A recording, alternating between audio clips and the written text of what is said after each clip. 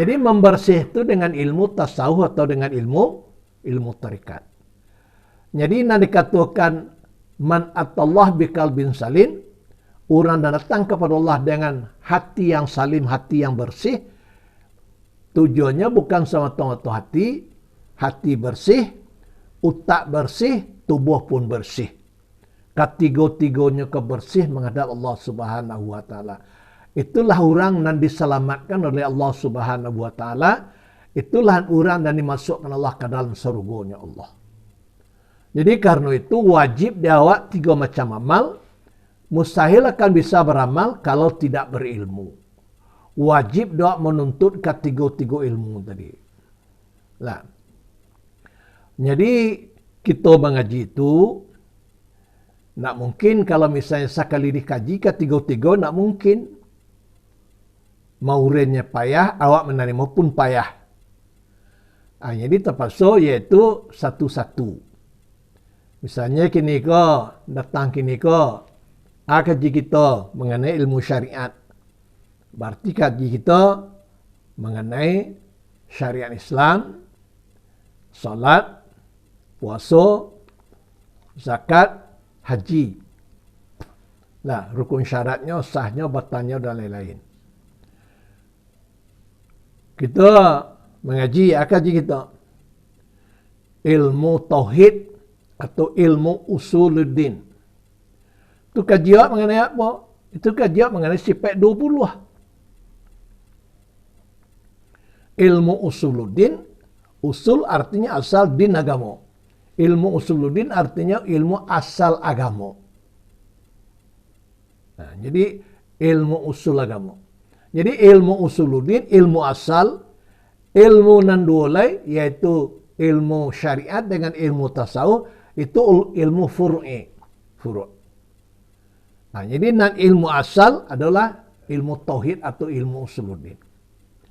Ilmu usuluddin itu yaitu mengaji tentang yaitu Allah Subhanahu wa taala. Nah, Siapa Tuhan awak? Mencari Tuhan. Nah, itu ilmu usuluddin. Awaluddin ini ma'rifatullah. Asal mula agama itu adalah mengenal akan Allah. Macam mana kita baru kenal akan Allah? Tahu dengan Allah. Tak tahu nak mungkin kenal. Tak tahu kita baru tak kenal. Tahu baru kita kenal. Tahu untuk kita tahu kepada Allah tadi, memang Allah mempunyai garis-garis dalam Al-Quran. Di antaranya garis dalam Al-Quran tentang Allah tadi, Qul huwallahu ahad, Allahus samad. Katakanlah Muhammad, Allah itu Esa. Allah itu tempat meminta. Allah itu segala-galanya. Samad. Lam yalid, tidak beranak. Walam yulad, tidak diperanakkan. Walam yakul lahu kufuwan ahad. Dan tidak ada menyerupai Allah sesuatu. Jadi kan sekadar kita tahu je Allah seperti demikian. Tapi kalau misalnya kini itu mengetahui yang mendalam kan tidak bisa je ilmu seperti itu saja. Nah, siapa Tuhan kita? Allah. Siapa Allah tu? Zat yang wajib wujud. Zat yang wajib ada. Ana mewajibkannya ada tadi. Nah mewajibkan ada itu 20 sifat. Nah, itu nama mewajibkan. Jadi mengaji ilmu usuluddin, mengaji akidah 50. Akidah itu artinya buhu. Jadi iman itu terletak dalam hati. Apabila goyang buhu iman dalam 50, jadi goyanglah iman. Jadi untuk mengabekkan iman itu supaya kuat, yaitu dibuahkan dalam hati. Itulah ilmu tentang iman. Yang pertama, iman kita kepada Allah. Iman kepada Allah, percaya kepada Allah, kemudian hakul yakin kita kepada Allah Subhanahu wa taala bahwa kita bertuhan kepada Allah. Allah tu adalah Rabb Tuhan awak, awak tu adalah abdi hambonyo. Nah, jadi Allah Subhanahu wa taala zat yang wajib wujud. Arti zat yang wajib wujud, zat yang wajib ada. Nah, badonya mempunyai 20 sifat. Nah, jadi untuk kita berilmu tauhid, untuk kita berilmu asal agama, usuluddin, wajib kita tu tahu je sifat 20. Bukan sekadar tahu, wajib hafal. Nah, di orang tua-tua dulu, apa dia muncul itu? Nah, baramulonan wajib kita ketahui, 6 banyaknya. Pertama, mengetahui yang wajib pada Allah, yaitu 20 sifat. Kedua, mengetahui yang mustahil pada Allah, yaitu lawan nanda 20 sifat. Dan ketiga, mengetahui yang mustahil pada Allah, yaitu menjadikan sekalian alam. Keempat, mengetahui yang wajib pada Rasul, yaitu empat sifat sidik, tabligh, amanah, futanah. Kelima, mengetahui yang mustahil pada Rasul, yaitu lawan empat sifat kizib, kutiman, khianat, biladu. Keenam, mengetahui yang harus pada Rasul. Yang harus pada Rasul satu sifat, arat basyariah, dan biasa datang kepada tubuh manusia, seperti sakit dan sanang, tabunuh dan daniayu. 20 sifat tu masih sifat 20. Wujud, qidam, baqa, mukhadifatuhu lil hawadisi, qiyamuhu binafsi, wahdahniyah. Hayat, ilmu, qodrat, iradat, sama, basar, kalam. Hayyun, ilmun, qadirun, muridun, sami'un, basirun, mutakallimun. Itu ilmu yang wajib. Kalau nak tahu je sifat 20, nak tentu sifat 20, nak lapis di razak kubur. Barajo hebat awak. Alung kan jadi hebat awak je ibadat. Jak mula balik dan berakal naik haji tiap tahun. Mulai naik haji umur 15 tahun. Meninggal umur 70 tahun. Berarti haji je 55 kali. Umrah 2 kali setahun.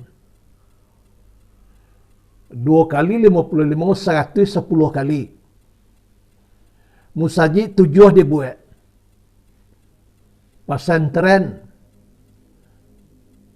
rumah sakit Islam segala macam, tak tanggung banyak ibadat.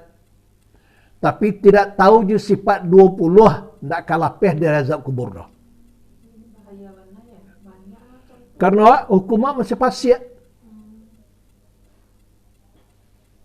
Tak lepas dari dosa dah. Nah, kini cubalah. Mau orang kini kau belajar sifat 20 tadi. Dia mau mewajarkan sifat 20 na ringkas. Nah, kuah. Sifat 20. Ilmu usuluddin. Adapun yang wajib kita ketahui 6 banyaknya. 1, mengetahui yang wajib pada Allah. 2, mengetahui yang mustahil pada Allah. 3, mengetahui yang harus pada Allah. 4, mengetahui yang wajib pada Rasul. 5, mengetahui yang mustahil pada Rasul. 6, mengetahui yang harus pada Rasul. Adapun yang wajib pada Allah 20 sifat. Yang mustahil pada Allah lawannya sifat 20. Adapun sifat yang 20 itu wujud sampai seterusnya ke lambung lambo tulis, iko wajib dihafal. Adapun yang harus pada Allah Ta'ala, yaitu fi'lu kulli mungkinin atau tarkuh. Membuat akan segala mungkin atau meninggalkannya, menjadikan alam. Maka jadi jumlahnya akaid iman pada hak Allah Ta'ala 41, yang 20 yang wajib, 20 yang mustahil, 1 yang harus. Jadi menjadi 41. Yang wajib pada Rasul sampai sifat. Yang mustahil pada Rasul awan sampai sidik, tabligh, amanah, futanah.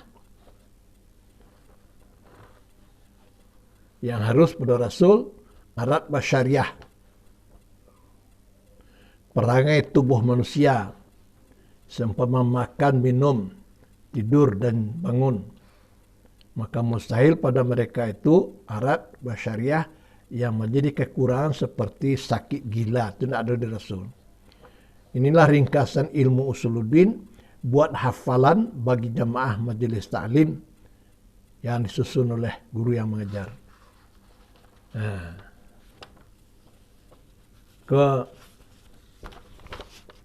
Nanti mengaji yang berpanjang aja iko, tapi untuk hafalannya iko. Jadi ada PR awak. Jadi nanti di musaji bisa diapa sama ustaz, diapa sama lebay. Nah, jadi kalau misalnya kini kau mengecekkan, nak mungkin bisa apa dah awak dah. Itu kan tergantung kemauan. Kiralah orang-orang hafal Quran tu, kenapa dia bisa hafal Quran? Kan karena keinginannya do. Nah, jadi kalau keingin tu nado, kau kalau dibandingnya Quran, bagaimana kau dua mana Al-Quran lah. Nah, jadi tergantung keinginan tu ada. Apabila kita merasakan bahawa itu adalah kewajiban di diri kita, pasti kita bisa menghafalnya. Nanti dengan ikut hafal, baru mau rekam berdasarkan itu. Nah, itu kok nanti kalau tidak ada orang menjualnya, nanti difotokopi lebih jalan. Nah, sebabnya tidak bagaimana. Nah, jadi itu ilmu fardu ain malah banyak ditinggalkan orang kini. Orang kini mengaji banyak ceramah. Nah, sudah tu ceramah tu tidak ada lo bidang itu loh. Misalnya ceramah ke bidang kini ke tasawuf, kok kini ke bidang usuluddin, akan ada yang kedipacik tu. Kok ceramah tu dikacau je. Nah, pelempar yang jamaah tu suka mendengar apabila lah ada dalam ceramah tu masalah khilafiyah. Ku haram, ku ke neraka, ku pahala, ku ke surga. Seolah-olah surga dan neraka tu lah macam punya je.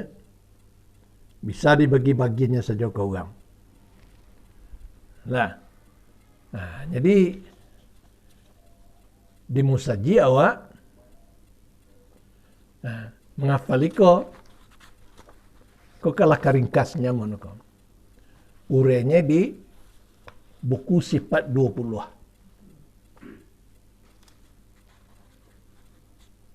Kau di pengajian sekolah tamek mau jangan kau. Nah, jadi di bidang pengajian nanti, di bidang pengajian tasawuf atau tarikat, itu tergantung apa nama awak dan akan dipelajari. Kalau namanya, ini kok ilmu tasawuf tu di pesantren, di masa saja pesantrennya, banyak dipelajari itu dengan kitab hikam. Jadi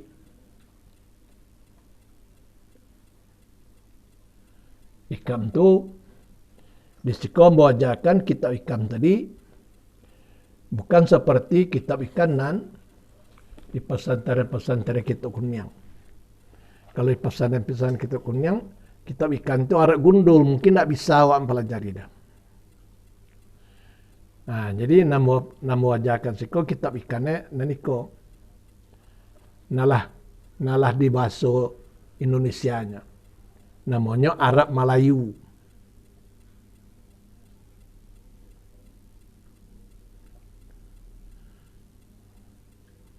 Di situ dijelaskan jalan untuk mendekatkan diri kepada Allah Al-Hikam. Diterjemahkan di pesantren As-Salafiyah oleh Haji Ahmad Maki bin Kiai Al-Haji Abdullah Mahfuz. Babakan Tifar Jisaah Sukabumi. Ghafarallahu lahu wa liwalidayhi wa ja'alahu mubarakan fi taulil umuri amin. Jadi ambo mengajar tu nambaran ni ambo menguraikan tapi ada kitab rujukan tadi. Apa sebabnya? Ambo takut kalau salah-salah. Kalau salah nanti tanggungjawab guru mengajar tu baik tu. Awak berhadapan nanti di akhirat. Tanya awak nanti di akhirat. Amal engkau amal salah kata malaikat. Tak bisa diterima. Engkau dibawa ke neraka. Bapak salah malaikat. Adab kalau ambo guru mu nama jatuh dulu. Sia itu ayah jalan kami itu. Japuk imbo imbo. Tu kan ditanya. Nah, akhirnya orang kan nak salah dah kerja melekat. Dan salah anda guru nama jakat tadi. Jadi awak lapeh ambo tukun. Nah, jadi itu ambo takutkan. Tapi kalau berdasarkan ada kitab kan rujukkan ada kitab ekor. Kalau mau ditanya, mau kecian, kitab pengarang itu. Panggilannya. Kalau berdasarkan kitab, orang membaca itu kan nak sengenek 30,000 tu. Kalau banyak sangkut itu. Kemudian kalau kitab tu nak mungkin orang bodoh. Kan orang alim tu. Sebab kini kan antara tamu sana Indonesia memakai. Nah. Jadi majar siko kena, majar rumah kodo, mau majar siko. Tak pakai kitab rujukan, namun nak orang. Artinya ceramah bebas je tanpa rujukan, nak muam. Nah, jadi karena itu, nanti sikoko 3 ilmu tu nak diajarkan. Pertama ilmu syariat, ilmu fikih. Dan kedua ilmu usuluddin. Usuluddin yang diajarkan berdasarkan yaitu buku kitab sifat 20 kau. Kau isi kau kalau mau simpulkan jadi kau. Kalau ilmu tasawuf, ilmu tarekat berdasarkan kitab ikan, mau menguraikan. Kalau ilmu fikih berdasarkan kitab perukunan besar, perukunan Melayu. Kalau cetak baru, kalau cetak lama. Jadi di dalam kau lengkap sudah kau mengenai syariat. Jadi dibaca satu-satu, dijalankan satu-satu. Jadi awak nak mengaji itu, kalau kita uruh Arab gundul, sulit rasanya untuk mempelajari. Sebab kalau kita mau mempelajari yaitu Arab gundul, awak tak pasal pergi ke pesantren. Memondok di Sinan. Mencawak laba umur ke laba keluarga. Siapa lanjut anak awak rumah. siapa ge biaya di pesantren. Kalau misalnya anak awak biayai, tapi kalau awak siapa biayai? Nah, jadi karena itu dicari jalan yang mudah saja, tapi lapeh kewajiban. Nah, kalau nak pandai membaca Arab gundul, Arab Melayu pun jadi. Karena kitab-kitab nambah tulisan Arab Melayu itu sangat banyak kitab.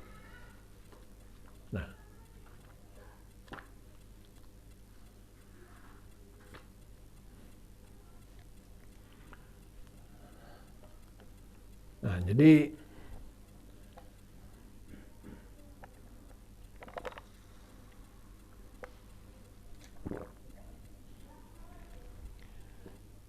ambo minta pendapat awak, jangan pendapat ambo saja, bah menurut pendapat awak.